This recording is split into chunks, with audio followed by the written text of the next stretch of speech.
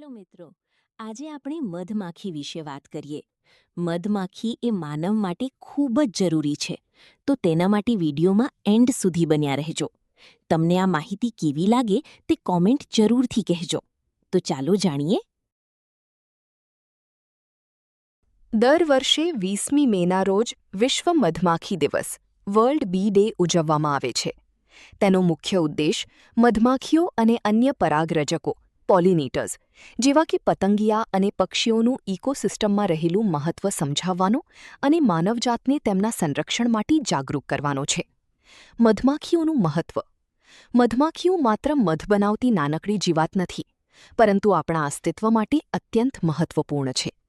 અન્ન સુરક્ષા. વિશ્વના લગભગ 75%થી વધુ ખાદ્ય પાકો અને 90% જંગલી ફૂલોના છોડ પરાગનયન પોલિનેશન માટે મધમાખીઓ પર નિર્ભર છે. ફળો અને શાકભાજી. આપણે જે વિવિધ ફળો, શાકભાજી અને બદામ ખાઈએ છીએ તે મધમાખીઓના પરાગનયનને આભારી છે. પર્યાવરણની જાળવણી. તે જૈવ વિવિધતાને બાયોડાયવર્સિટી ટકાવી રાખવામાં મુખ્ય ભૂમિકા ભજવે છે. આલ્બર્ટ આઇન્સ્ટાઈનનું કથન.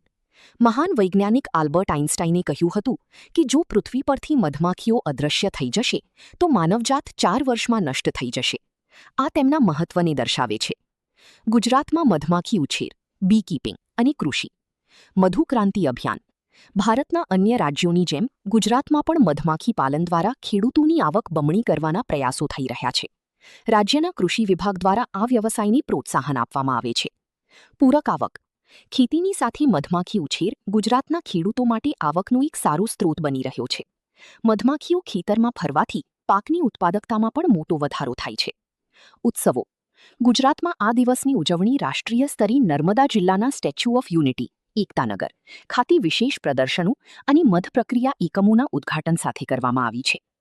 આજે મધમાખીઓનું પ્રમાણ પ્રદૂષણ, જંતુનાશકોનો બેફામ ઉપયોગ અને જંગલોના નાશને કારણે ઘટી રહ્યું છે. આ દિવસ આપણને આ સજીવોને બચાવવા અને વધુ વૃક્ષો વાવવા માટે પ્રેરિત કરી છે. મધમાખીની માહિતી આપતો આ વિડિયો તમને કેવો લાગ્યો? કોમેન્ટમાં જરૂરથી કહેજો. Thank you.